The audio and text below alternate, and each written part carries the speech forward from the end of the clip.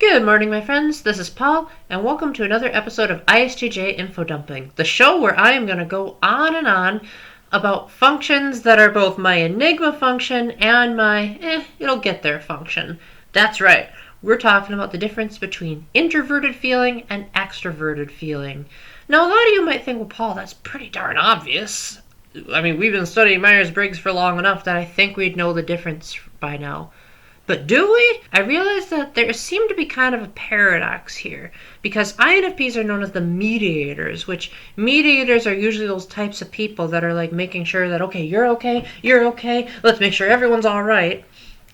And they were saying INFPs are highly empathetic and care about other people's feelings. I was like, well, wait a minute. That seems like extroverted feeling. Are you sure you're not talking about INFJs? Because they definitely do that. They're called the counselors, for crying out loud. So obviously they're in tune with other people's emotions. So why are INFPs being described as these caring, empathetic, taking in others' emotions types when they have introverted feeling as their top function and extroverted feeling is their fifth? Well, I've come to some thinking, and I may not have a definitive answer because I am a thinking type, so obviously feeling is going to be ever so slightly lower, but because it is in the tertiary function, I think I have a good enough idea. And that's, it all boils down to what is the deepest motivation of when you use feeling as a decision maker, and like when you dig deeper into the person's motivations, is it centered more around the individual or is it centered more around the group mindset? So, for example, if you take an introverted feeling type and you press them on like, why do you feel this way? Why are you making this emotionally driven decision? A lot of times it boils down to something that's relatively selfish, or at the very least seems selfish to an onlooker. You've got people like John Lennon, when you ask him, why did the Beatles break up? And he'll say, it didn't feel authentic. I wanted to express myself more. See, it's all about him. But if you press an extroverted feeling type about like, okay, why do you care so much about people? Why are you doing this? Ultimately, their answer is going to be, because I want everyone to be happy. So it's more of a group mindset over an individual mindset. So while introverted feeling types are definitely capable of showing concern and compassion and knowing what other people feel, there's going to be an element of pragmatism that's added too. Because remember, no extroverted feeler also uses extroverted thinking. So the extroverted feelers use introverted thinking, and the introverted feelers use extroverted thinking. How well they use it is questionable, because in the case of the INFP, you've got introverted feeling all the way up here, but extroverted thinking is on the fourth. However, because their feeling side is introverted, that means that INFPs are going to have a pretty good time of expressing their thoughts very easily, and more or less they think while they talk. They may not use it a whole lot, which means they're not going to be very confrontational and outspoken. But if you're doing a more impersonal, like logical debate, INFPs don't really need a whole lot of time to process their thoughts because their thoughts are extroverted. They're external processors. I've seen this in at least two of my friends who are INFPs, where they don't really take a whole lot of pauses to explain like what they're thinking on a topic. Like if we're talking about, say, politics, or we're talking about marriage and the rules of life, they're often very articulate about it. However, extroverted feelers, on the other hand, are going to use introverted thinking. So whereas they can easily talk on and on and on about the various tragedies in their life and how much angst they're going through, and oh my gosh, it's terrible, what am I going to do?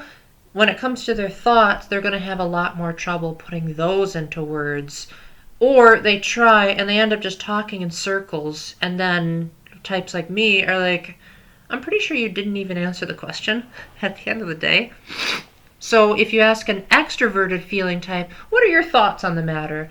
They'll give this long, awkward pause and say, Let me think about it for a bit. Whereas the types with introverted feeling are going to do that if you ask them how they feel. So if you ask, say, an INFP, how was your day? Chances are they're likely going to be very, very hesitant, or they're going to downplay what's going on. Because, while it is true that their feeling is introverted and therefore it's all about me, they also don't want to talk about it because it's introverted. So extroverted feelers, there's a bit of a paradox to this too that I've noticed, and that's if extroverted thinkers think out loud and tend to think while they're talking, why is it that extroverted feelers have a tendency of downplaying their own emotions and sometimes not even realizing how they feel because they're too busy taking in the emotions of everyone else? Well, I think the paradox here is that when they do realize their own emotions, they tend to not know how to control how they present their emotions. Because for, say, an ENFJ and an ESFJ, their feeling is all the way up here, and their thinking is all the way down, but their introverted feeling is fifth function. So even if they're aware of their emotions, they don't necessarily see a need to introspect and sort it out and make sure it's coming out right. It kind of just explodes, which is why ENFJs and ESFJs are notorious for their tempers. Just watch Mrs. Weasley giving Ron a howler in Chamber of Secrets if you want to know what I'm talking about. Now, in the case of the second function extroverted feelers, the INFJs and ISFJs, they're a little bit better at discussing how they feel, but they tend to put less of a priority on it. And instead, they prefer to make sure that everything is all right with the people that they care about. And their motives more or less tend to boil down to those individuals first and foremost. My best female friend is INFJ. And even though I do see where she definitely thinks about herself a lot, at the end of the day, she feels dissatisfied if the person she's talking to is dissatisfied. However, I've got my friend Danielle, who's an ENFP, and she's also like that, where if I'm upset, that'll make her upset, and she'll have to be like, Paul, you've got to have some good news. Please don't leave me with this tragedy here. And a couple of times I even brought her to tears on the phone when there's too much in my life that's going on for her to take. But when I do give her good news, and when I do say, hey, here's how much progress I made, obviously she'll still cheer for me.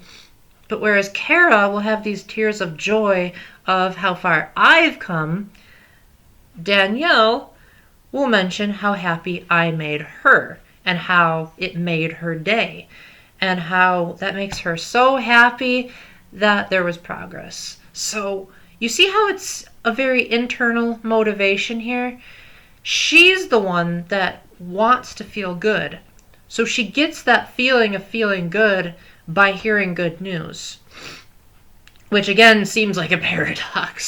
So I'm not sure I'm going to be able to answer the question in a way that's satisfactory to you guys. Because again, I'm a thinking type.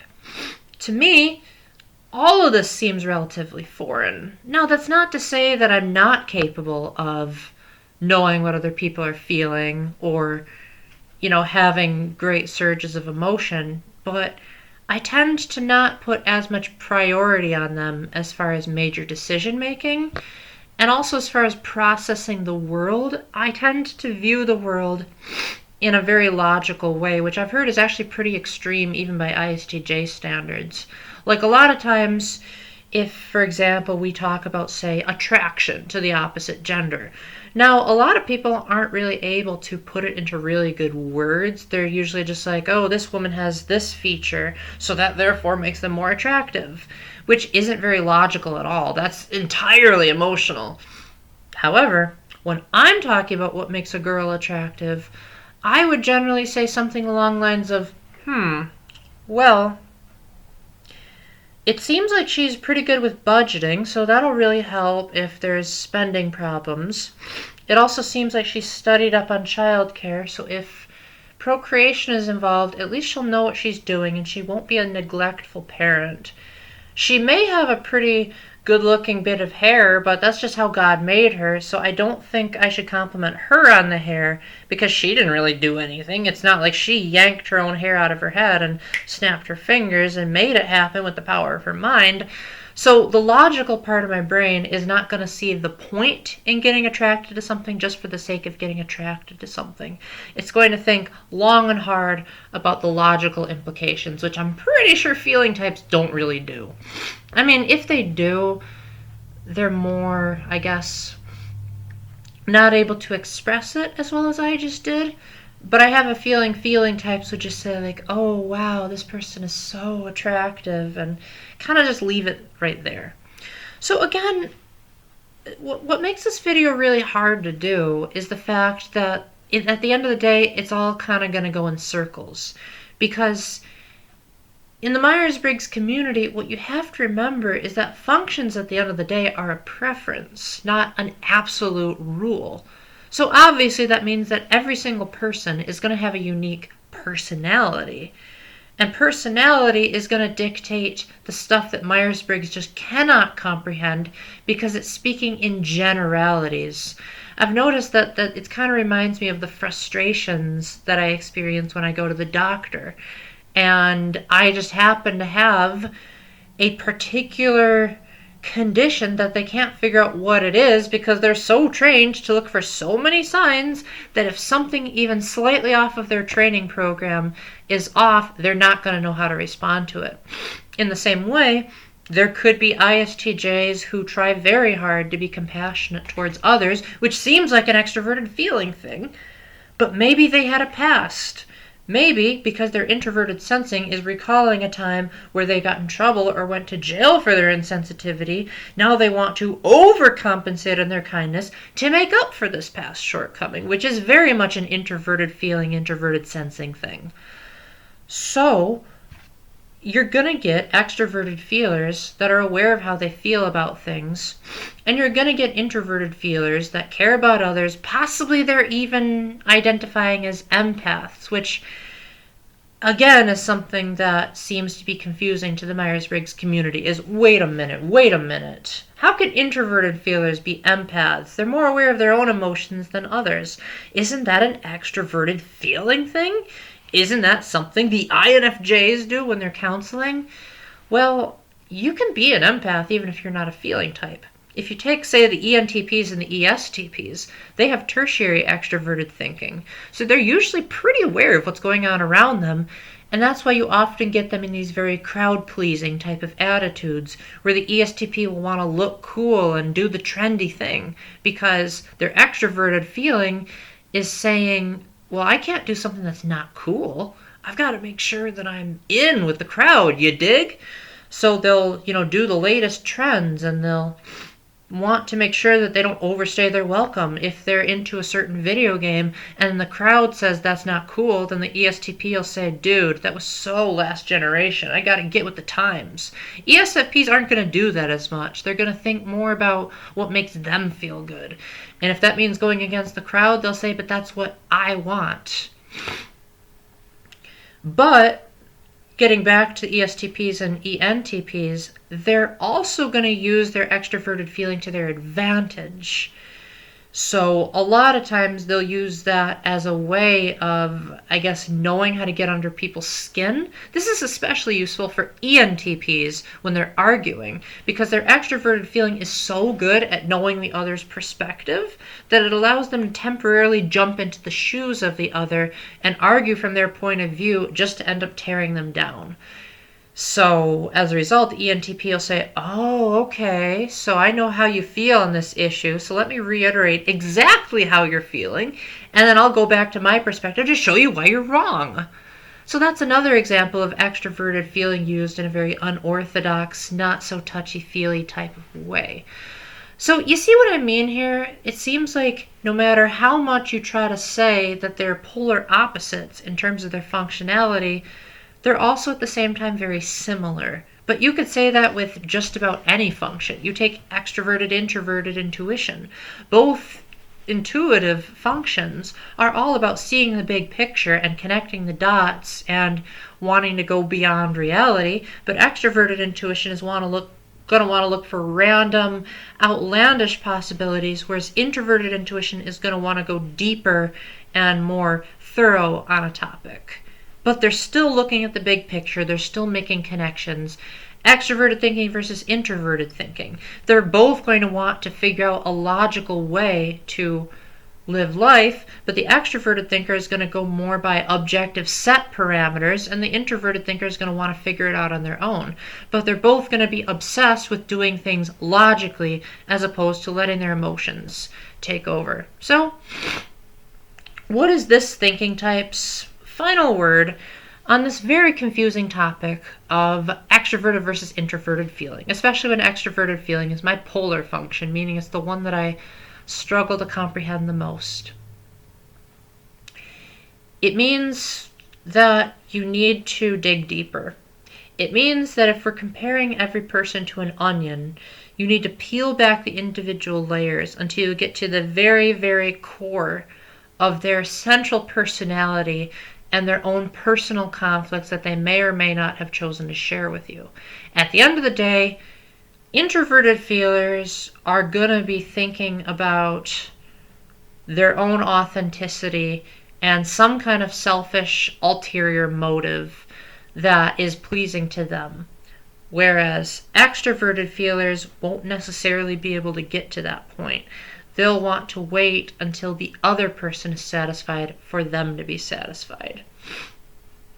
But I don't think it's possible to ever fully flesh that out of someone unless you really, really trust them. Like if they're your spouse or a sibling or someone that you've known for 20 some odd years. So I think it's better off if we just go by the general definitions of the functions and don't try to overanalyze every single difference, because at the end of the day, if there's anomalies in like an introverted feeler taking on the pain of another when that shouldn't be possible, or an extroverted feeler being very selfish, it might be a personality trait and not a personality type trait. So I hope that was helpful. If that was too weird for you guys, let me know in the comment section. But I can't think of any other ISTJ that talks about this. So hopefully I did a good enough job for what you guys are expecting from my type. So leave all your thoughts in the comment section and feel free to give a chuckle at some of my jokes. And until the next time, keep the faith, stay epic, God bless, and I feel good with this take. Bye!